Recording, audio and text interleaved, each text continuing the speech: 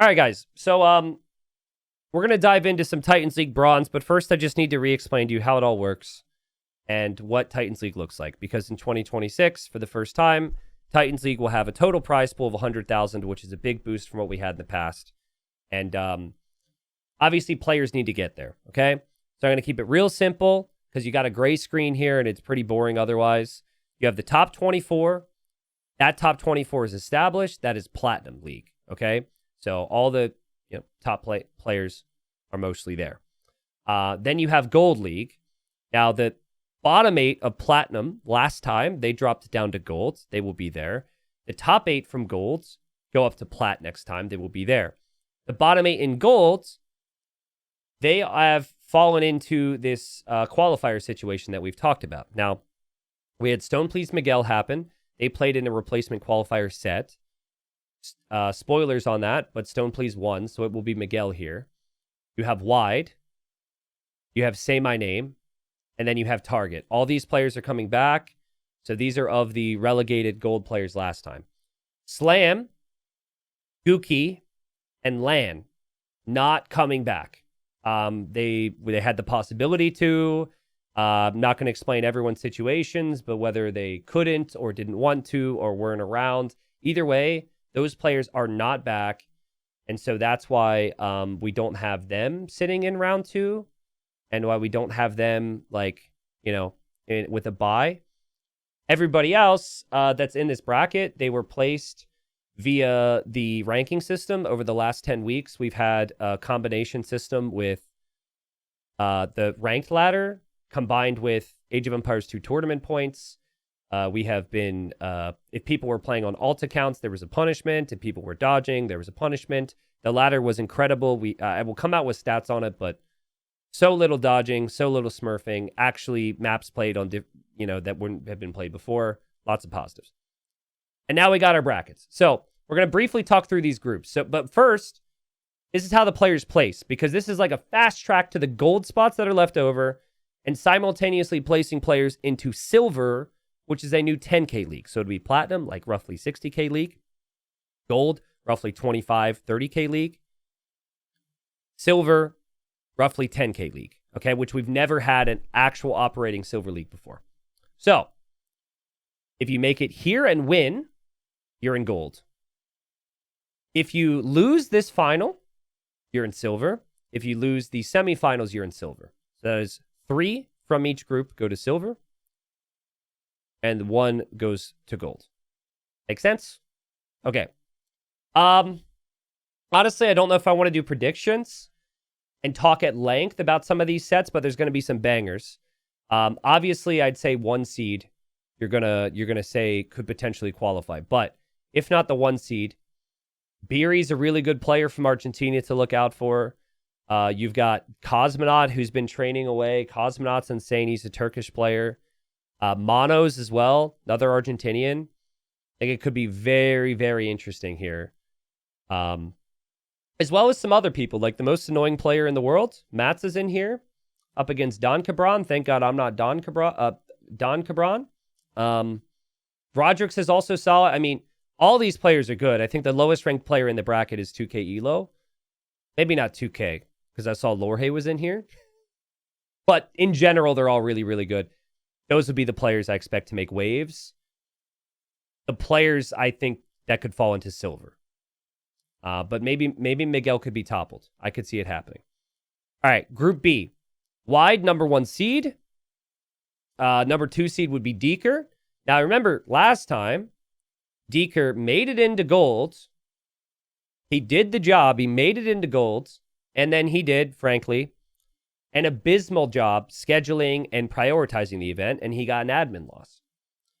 We had a decision to make there because that was really frustrating, and that was not a situation we wanted to happen again. It's been a year now. It's been a long time. I spoke with him. We made it clear, hey, deliver, and then maybe we're never going to give you another second chance.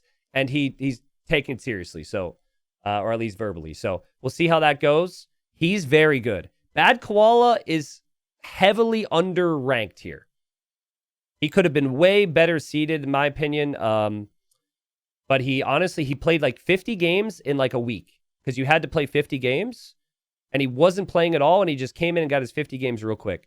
So I would say look out for him. Look out for Goku, Andre, so Goku from Brazil, Andre from Romania, Melisako from Finland. Very interesting group here.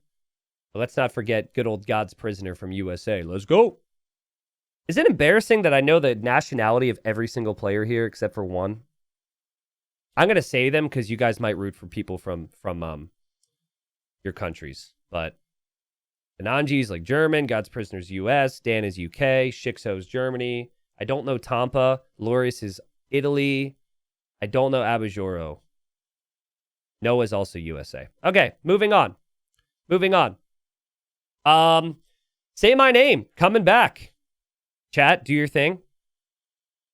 Say my name. He's just like a timeless classic in competitive AoE, right? Like he just shows up, does this thing, and is really solid. I think he's going to have his work cut out for him, but I think he could actually qualify for gold again. Maybe he ends up in silver. Blue is very dangerous and well-trained Taiwanese player. Demo, I'm not too sure on, but this is a Peruvian player who's around 2K3, 2K4. I think Turs will be training big time. I think Turs has some potential. This is a German player. Niaz also has some crazy potential. He's been doing some big things in qualifiers recently from France. Yeah, I mean, all these players have been around for a while. Breakfast, King Marv, the Foo. We got to move on. We got a big mix. But I would say my name, the favorites. Turs, Niaz, Blue. I would expect that to kind of be what the final four would look like here, if possible. I guess that's not... Yeah, it is possible. Next group, we got Target, number 1 seed, because he got knocked out last time. Number 2 seed is Fire. Who would you guys pick in a best of 5 between Target and Fire? I might lean Fire. Fire's really solid. Fire's got a lot of experience. Target can do it, but that's going to be an interesting one. Then you also got FedEx in there. FedEx is a really solid player if he's prepped. He's also a chess grandmaster. Gabby's also another beast from Brazil who can just send it in tournaments. It would be really fun to watch her go for it. Baba Rum, spoilers, but he won this first round. He won 3-2. Good game is heavily underrated. Baba Rum, really talented. He had a good run in recent tournaments. And also Hope. Hope's in here. This is a crazy group. Hope, Baba Rum, Fire, Gabby, FedEx, all these players. They all feel silver quality for me. Silver at the very least. Can they make it there? We'll see. Next group. Sorokuma is my number 1 favorite for this group. It was an upset when he didn't make it into gold last time. He's improved massively since then. He is up against someone who just resubbed to me for 51 months. Lorhe, what's up, Lorhe? Best of luck to you. But yeah, Lorhe is in trouble. I think most players in this group are in trouble because I know Sorokuma was like super heartbroken last time and wants to be in platinum. Like he's setting his sights high. Now, More from Spain, very fast, dangerous player. Maybe could do some things. We got the No Zombie representing good Australia there. We got Dennis from Hong Kong. Dennis is a really smooth player. I think he's impressive. You also got Stark down here, Seed 3. Stark has done a lot in tournaments over the years. Stark's very motivated. So those are some of the best players I would say in this group. Wouldn't expect any massive upsets there, honestly. But maybe GG Out can do it. GG Out. Also another sub. Okay, Jordan. Let's keep in mind, Jordan has never gotten relegated from Titans League. He's never was in the relegation zone. However, he relegated himself because he retired. So, he relegated himself. He left, and we did a full season without him. We couldn't just like give him his spot back and like kick somebody else out. He has to work his way up through the system. Now, this means very tough times for anyone else who would potentially have to face up against him. Those people would be Husiel. Great player. Is incredible on open maps. Will be tough for him to break Jordan, but I think he's the second best player in this side of this little group here. So I would say high chances he maybe gets to silver. Though Mauricio is a really interesting player. This is a Mexican player. I think he's really good. Ozone, seed 2. Ozone should be really prepped. And he's playing pretty sharp. I think you got Ozone and Kambito and Lobo here. Those 3. I think they're really good. Like Lobo and Kambito are similar. They're very like solid in general, really good approach. They do maybe prefer some closed maps. They need that tournament experience. So those 3 will be fighting, I'm guessing, for the finals to face up against Jordan. Unless some of these other players here have something to say about it. All right.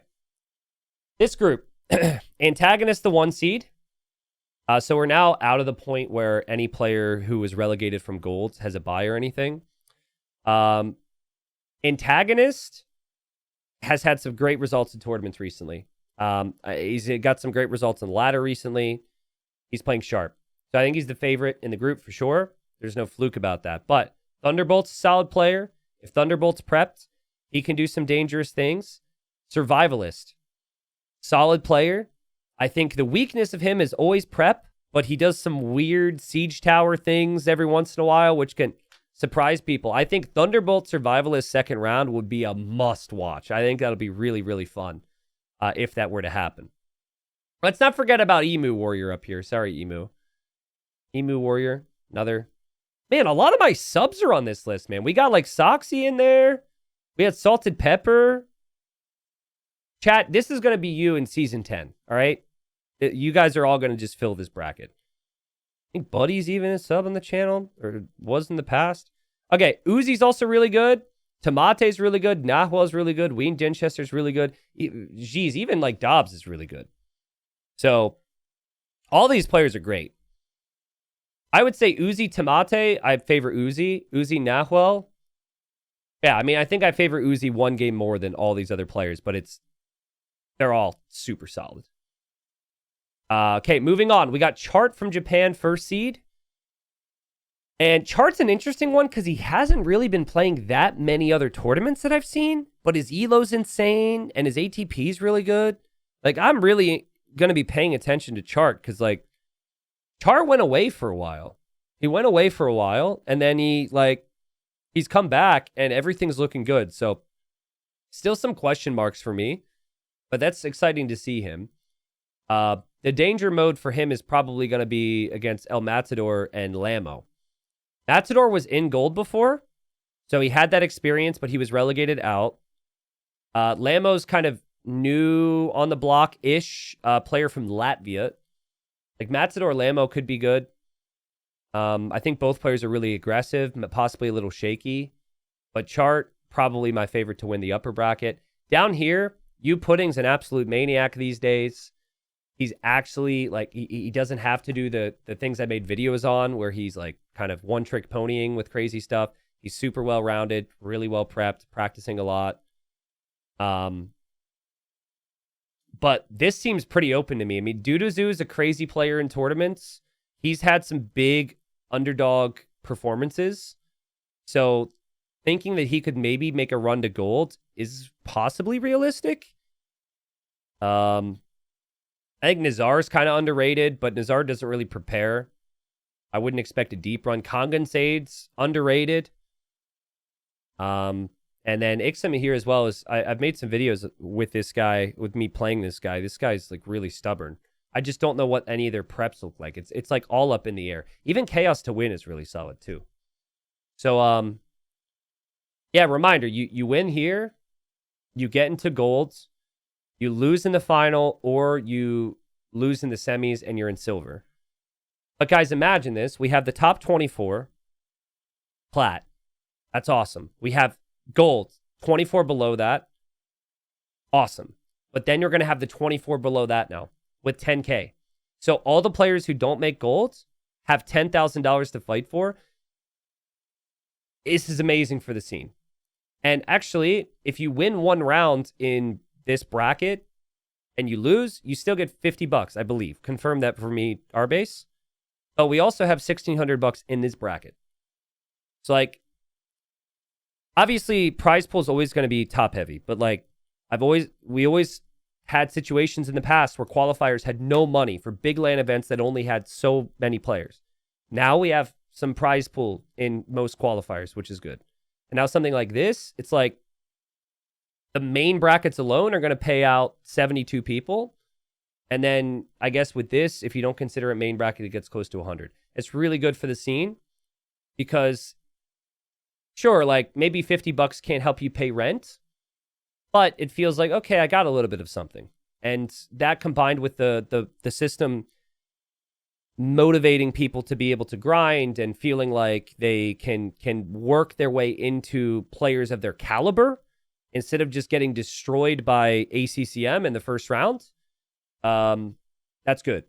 So, yeah, I'm proud of this. I'm excited for this. This bracket happens over the next few weeks. So I will obviously miss a ton of sets. There's going to be update videos every week where I talk about what transpired. So there will obviously be lots of spoilers at play. But yeah, this happens over the next 3 to 4 weeks, excuse me. So keep an eye out. I am hoping, because I am only one man, and there's no way in hell that I could ever cover every single one of these sets. I'm hoping other people will step up. I encourage you guys to use awe2rex.com to look at the schedule, see what sets are happening, and cast, dude. I don't care if you have 2 followers or 2 million followers. If this interests you, chat right now. It will smile if they're interested in watching games. There's going to be a lot of smiles, I hope, chat. People will potentially look around and say, hey, who's covering this set? Who's covering that set? Will not always be me. All right? So what I will 100% cover, what's kind of committed and what's kind of scheduled, is all of the sets here over. So like I'm committing to doing like all of those. So what is that? That's 3 sets per group, and we have like 8 groups or something. I'm probably still going to cast some of these other sets too, but I don't know when they're scheduled yet, and all that, of course, is up in the air day to day. All right? So, any questions, guys? Any questions? Genuinely, if you have any questions, let me know, please. And then this will go on YouTube. YouTube will hear about it, and YouTube, yes, you'll get everything uploaded to the Extras channel as well. So, anything I cast will be up there. All right? If we are amateur casters, do we still need logos and stuff? I don't know how to add them. Bro, if you don't know how to put a logo on your screen as a streamer, if that's a requirement, you're going to have a tougher time following the scheduling and the drafts and everything that comes in with casting. It's not that hard. You can ask in the Discord, if you would like, in the casting area, you can just say, I'm noob, how do I add an image onto my screen? And someone can tell you. I'm just saying that shouldn't be the thing that discourages you from casting, is having to add one image onto your screen. You're not going to sit down and cast for hours if you can't add one image on screen, right? Like, am I crazy? I feel like, I'm not trying to discourage you. I'm not trying to be rude, but I feel like you could figure it out. It's not that hard. You can, instead of talking in Twitch chat, you can Google it, you know?